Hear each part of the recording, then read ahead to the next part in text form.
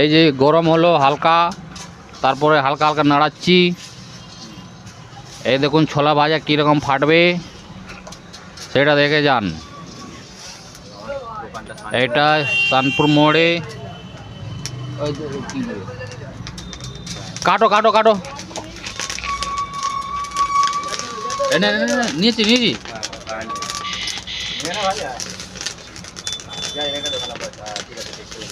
এই প্রত্যেক দিন হয় এইরকম ছোলা ভাজা আর বাদাম ভাজা, সব কিছু হয়। এই যে আর নাবিয়ে নেব। হ্যাঁ, এই নাবিয়ে চালনা দেবো।